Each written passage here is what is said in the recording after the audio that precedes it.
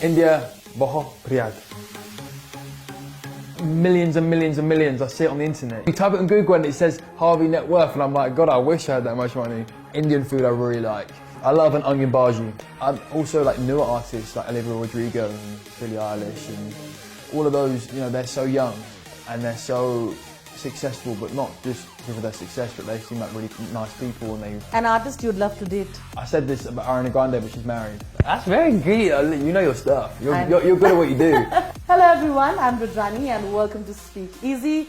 My guest today is super fun, super talented. Stop. Extremely real. Ugh.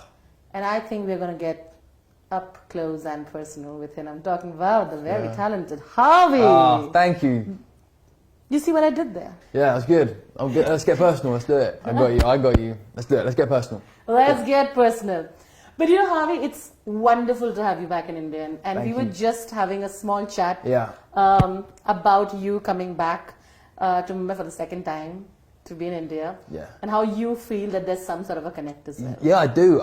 The first ever international promo trip I ever did when I first signed to a record label was here in India. And it's kind of full circle because now, after the whole lockdown thing, no one could travel. We're finally going out and visiting places again, and this is the first one since lockdown. So it's so nice to be able to visit here again. I've got a special connection. Isn't it? Yeah, I do. I think it's such an amazing place, and it's so culturally different, but so beautiful. Like I love it. It's so intense, but in a good way, you know. And the food's very spicy. So since you've said that, now I'm going to make you do something in Hindi. To make yourself easier, you can say India, bahut pyar. Bahut pyar. Which means India, lots of love. India, bahut pyar. Bahut pyar. Pyar. Bahut pyar. Fantastic. You're a one-take artist. I'm a one-take wonder. You're a one-take artist. What do you do with that talent now? What do you do, right? Okay, so I'm going to have to use that in one of my songs now. India, bahut pyar.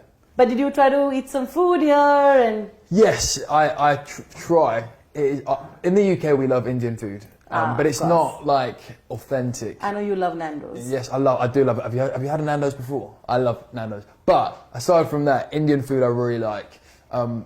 Here is a lot spicier. Of course. Of course. Because it's more authentic. Exactly. This is the authentic food. This is the real, whereas in the UK we have the fake stuff, but it's still nice. And I love an onion bhaji.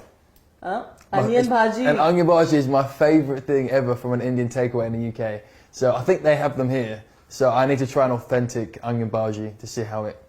Okay, so you're like the street food, sort of like the snacks kind of guy. Yes. Of course. Yes. So I'll give you some recommendations later. Please. I'm very excited. I think onion bhaji is a good start actually. It's perfect for Mumbai. Mumbai has the best onion bhajis. So you better ask them to get you right from the right authentic places. Listen. So I can just walk the street and there'll be some amazing onion bhajis. Yeah, they do. So you must. I will. But I think it's wonderful. There are a lot of young people who've been listening to your music for a while since you've been a YouTuber. Yeah. And I think they're very proud of the journey that you've achieved. Thank you. Right? Yeah. Look at where you started and look at where you are today. I know. It's a crazy feeling and crazy that there's people actually here, like, you know, the other side of the world from London, that actually listen to my music and have watched me grow. I mean, I started when I was 13 years old and I'm 23 now. So I'm getting older. I'm old. I look young though, actually. And it's really nice, and I feel like I've grown with the fans as well. You know, the first time I came out here, I met quite a few fans, and I'm hoping when I do a meet and greet on tomorrow and the next day as well, I think I get to meet some of those that I met a few years back. So it'll be a really nice moment. You know, I also feel like they feel connected to you in a way because you've also kept it really real.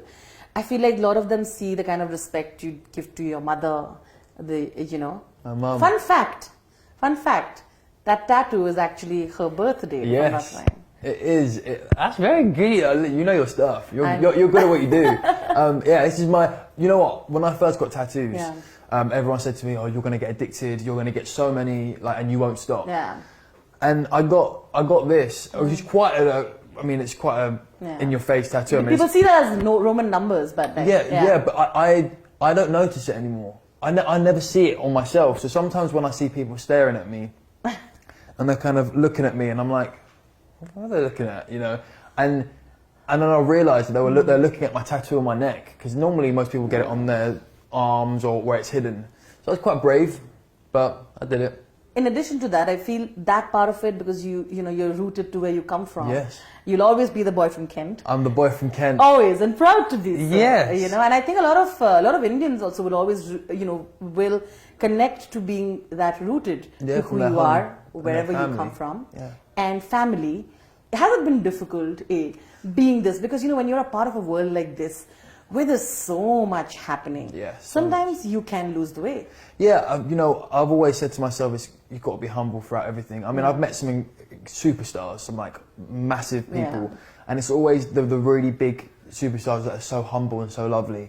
So I've always wanted to, one day if I ever become super big one day, then I'll always make sure that I'm humble, and everyone's a person, everyone's normal, so that's definitely something that I'll carry with me. And also just know where you come from, right? From your hometown, from Kent boy.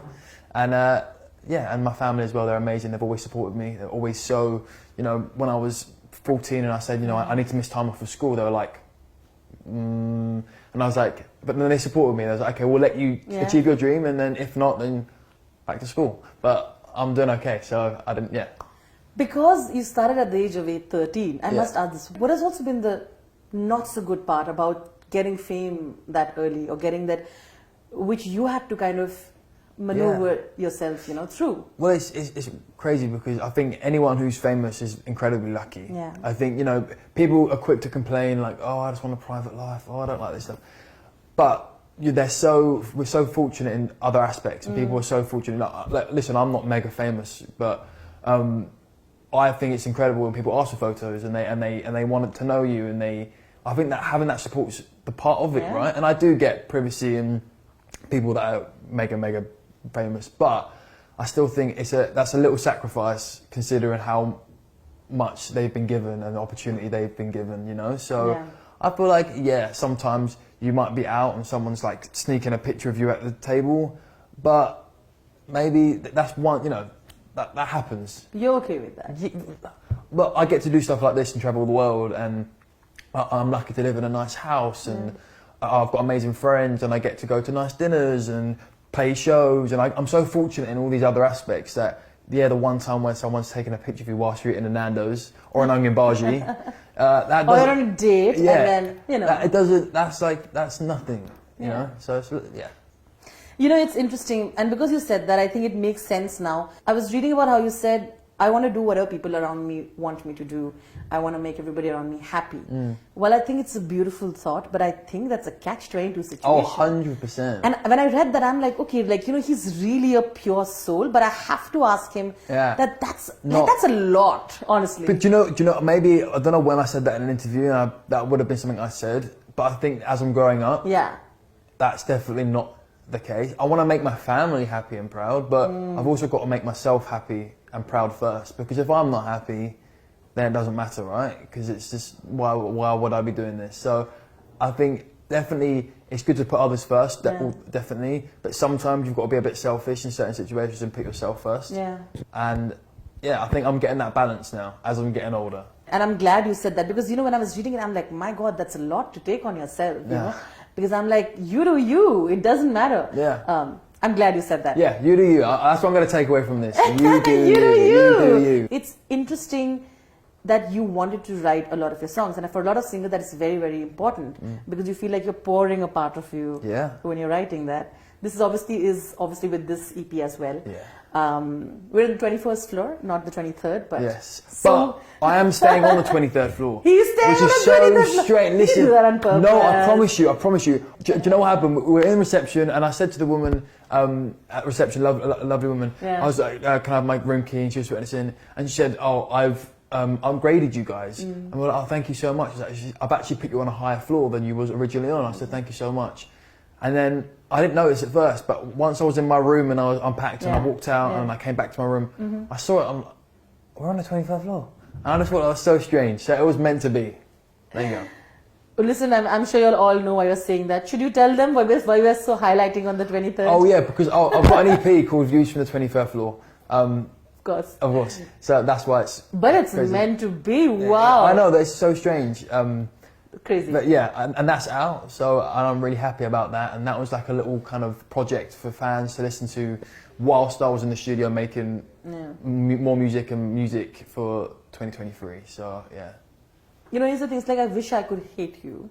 Oh yeah. You know, it's a term that a lot of people say. It's obviously a track that I know you said it's close to your heart and all of that. I want to know how that comes from. It comes from a place that comes from a broken heart somewhere, sometime. As a writer, you kind of pull from emotions and situations and experiences that you had previously. Sometimes we make it up because there's certain things in life that I haven't gone through yet. Of course. So when I'm writing, I'm like, oh, I don't know how that feels, but it rhymes and it makes sense, so I'm going to write it down. You know, so it depends. It's kind of give and take. But that song was probably drawn from a bit of previous experiences, but it's true. You know, when you see someone, you say, "Oh, I really want to just hate you right now." Yeah, but I can't because there's something that just there's so much history. They annoy you and they do everything wrong, but it's so right at the same time. Yeah. When you're doing that writing process, how does it work for you? How does that work for an artist who's particularly when you're writing alone? And how critical are you of your own work before you sort of put it out to the world to judge it? Well, there are so many times where I'll write a song and then I think, oh, should I post it on Instagram on my stories, or should I put it on TikTok or whatever, or put it on Reels? And I'm like, no. And then I'll go back the next day and I'm like, thank God I didn't post that because that's so bad. And it happens quite a lot. But sometimes I write a song that I really like and I'm like, no, that's so bad. And then you know, a few months later, like one of my friends hears it, or I show it to a producer and they're like, bro, why have you not put this out, or why have you not teased it? So I think it's a confidence thing sometimes. And I think as I'm getting older and as I'm writing more music, I'm gaining more confidence. But it's scary. Because when you put something out, people are like, oh, I don't like that. I'm like, oh. It's your baby. But I've sat, you know, and I'm sat there in my room and I'm like trying my best and pouring heart into it, and then they're like, yeah, I don't like it. And I'm like, oh, okay. Are there certain things that need to happen when you're writing? Like, you know, some people like to sit in particular corners of the room and say, like, that's where I vibe.